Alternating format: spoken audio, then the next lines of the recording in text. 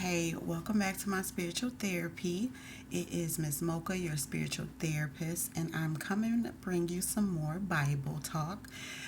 So I've been studying the Torah, and I'm on Exodus, and I've made me a few parts to this story behind the children of Israel in the wilderness.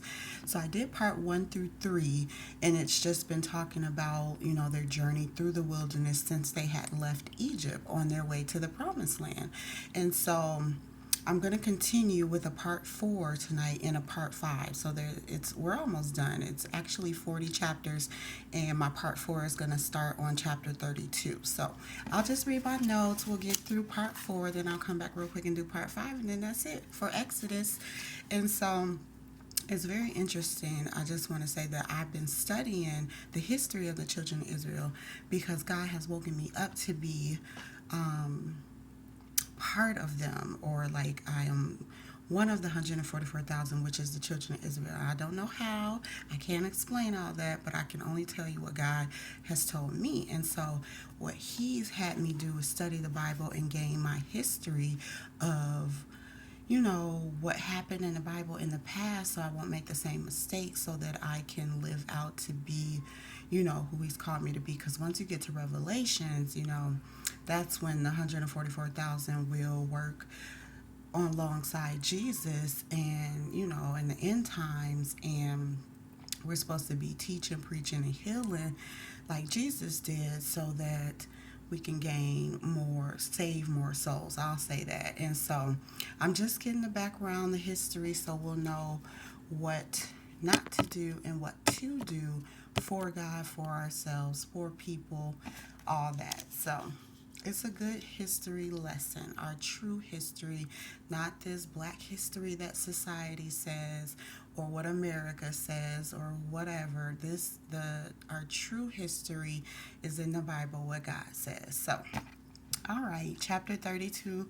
And so when I left off, I believe I talked about how Moses was given the congregation, the children of Israel, laws from God. And so he had went up to the mountain again to get more knowledge from God, because God wanted to write down words for Moses so that he could take it back to the children of Israel and teach them how they should be once they got to the promised land. And so we'll teach them how they were to be in the wilderness and once they got to the promised land. So Moses was their teacher, because he was gaining the knowledge from God, and he was also using Aaron, his brother, because Aaron was a better speaker. So God would give the wisdom to Moses. Moses would then tell Aaron, and Aaron would deliver it back to the people. Sometimes Moses did too, but Aaron was a better speaker, so Aaron was there to help. Okay, so chapter 32 starts by saying that Moses, was gone up in the mountain for so long, like 40 days and 40 nights, that the people of Israel decided that they wanted to make themselves their own God. I guess they felt like God and Moses abandoned them, or it was taking too long, or I don't know what the case was, but they made their own God and they used Aaron to help them do it. And they just brought their gold earrings to Aaron, and Aaron had melted the gold earrings down into what is called a molten calf. So just basically a god made out of gold. And they made an altar for it. They offered offerings to it. They treated it like it was God. They praised it. They ate and drank and danced and thanked it, did everything that they were supposed to do for God. And you know that that is one of the commandments where God says you cannot have any other gods, no idols, none of that. And so it was like, it was a true sin, and God was not pleased with it. It said actually that, what did it say? He was mad, but he was like, his wrath waxed hot against them. That's what it said in the Bible. And so that sounded pretty mad.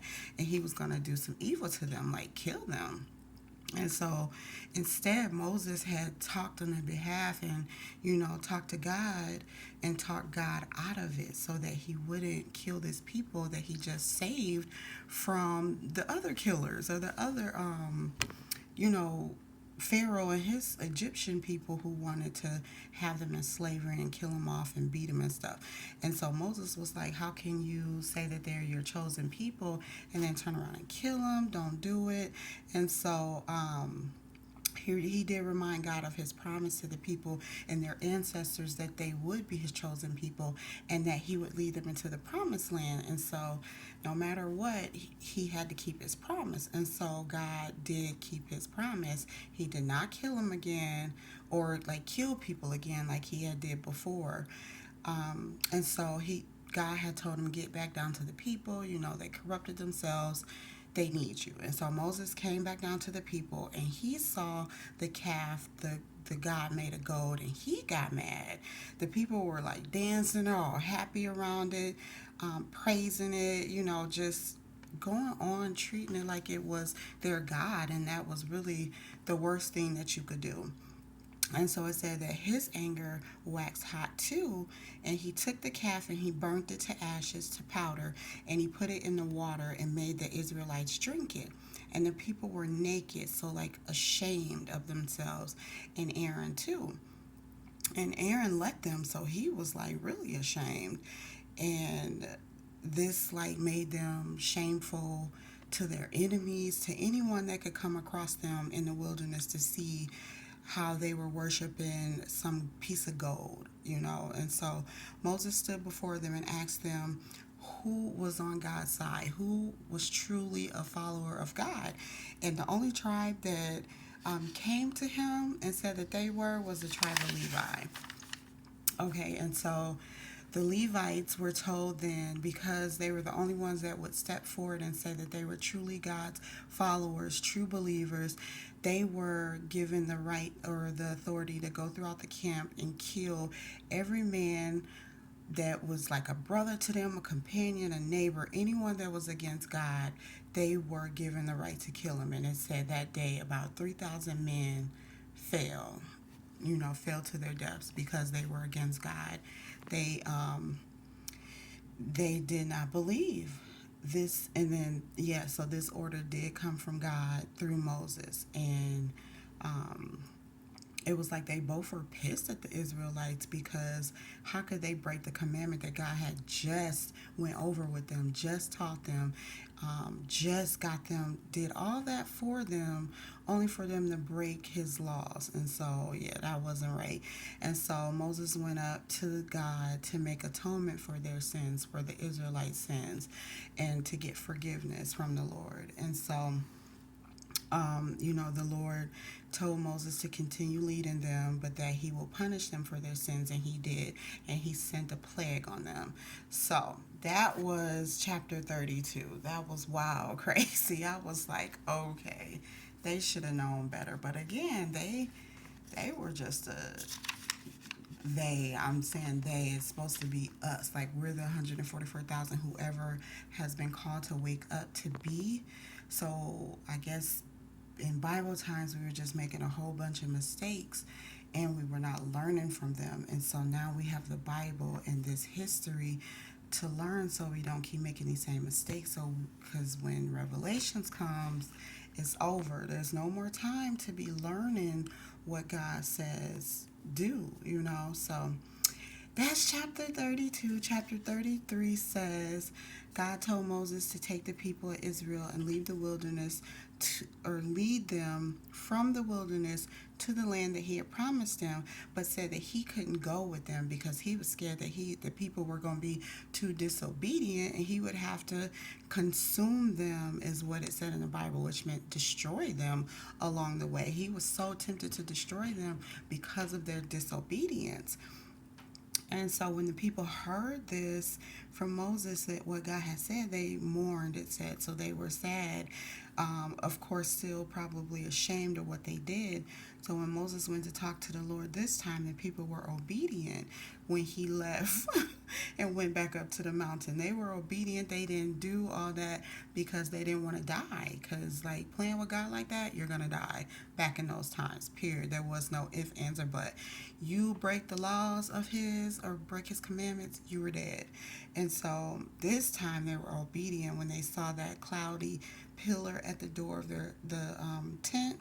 the tabernacle, it said, they knew it was the Lord, and they stood and worshiped him. So now when the Lord spoke to Moses, it was face to face as a man speaking to his friend. So God had shown his face to Moses. I guess because he wanted to let them know that he was serious. And so Moses talked to God about leading them and going with him and the Israelites. And he asked God to go with them, and God agreed, but he said that they can't see his face. No man shall see him and live. His presence will be felt, his glory will be with them from his back, and he will lead them, but they won't get to see his face. So that's what he did to still be with them, even though they had been disobedient like that and broke his law. So that was chapter 33. And chapter 34, chapter 34, God has Moses make a new stone table, which were tablets, so that God could write on them the words that he wrote on the first ones. So the first ones he gave Moses to use to teach the people when Moses had came down from the mountain, but that was when Moses saw that they were idolizing the gold god, and so he got so mad before he burnt the gold calf thing. He had broke those tablets that God had gave him that had the laws on it that he was supposed to teach the people. So then God went over all the laws and the commandments again and had Moses write them down for his covenant with the Israelites. So it was like the 10 Commandments, those laws, 10 Commandments, and the other laws that they needed to know while they were in the wilderness and when they got to the promised land. And so, again, he was there 40 days and 40 nights. He didn't have any food or water. He was just writing everything that the Lord had spoken to him. Because Moses spoke with the Lord, Moses' face and skin was shining like a radiant glow. And so when he came down and the other Israelites and Aaron seeing his face, they were afraid to go near him. But Moses had called a meeting with them so that they could come and talk to him. And he gave them the commandments, what God had said, all the laws, all the things that were written down on the tablets. And then he put a veil over his face when he finished speaking with them. So I guess whenever he went to God, he got this radiant glow, this powerful glow, and it's freaked the people out, I guess. And so when he finished with them, he would put the veil on, and then when he would go back and speak to God, he would remove it in his presence. And then when he went to the Israelites, he would remove it, and then when he would be done speaking, he would put it back on. And so that was, I don't know what that was, but that is something, that his face was glowing like that. So that is a part of what happened in the wilderness, but it just showed them that God does not play, obey his commandments, or you lose your life. And so that's the lesson that they were learning in these chapters. And so chapter 35 starts by Moses speaking God's commands to the congregation of the children of Israel. And they were to give an offering to the Lord. Whoever was of a willing heart offered gifts to make the tabernacle. And so the women made things to bring, men made the rest of the materials for the tabernacle. All the Israelites brought were to bring a willing offering to the Lord as he commanded them through Moses. Then God called specific individuals from the tribes of Judah and Dan to actually do the work of making the designs, embroidery, the engravings. So it was like he called out skilled designers and workers, the people that knew how to work with the gold and silver and brass, wood, fabric, yarn. So like to make fabrics, make clothes, make the furniture, things like that. So he was just kind of like going over, instructing them what he's going to want them to do. Nothing was started yet. He just was having Moses tell them this was the work that they were going to do. They were going to use these materials to build a tabernacle. So that is part one. Oh my God, almost 15 minutes. That's okay. That was part one. I'm no, sorry, not part one. Part four. So this is ending their time, well, ending Exodus. They were still in the wilderness, but after they got through all that other God stuff, he was trying to teach them how to make this tabernacle for when they go to see God and go to pray and stuff like that. So now chapter 35, he start instructing them how to do that. So I'll come back with part 5, the fifth part, and go over what that entails. It's chapters 36 through 40, which is the end of Exodus. So, okay, thanks for listening.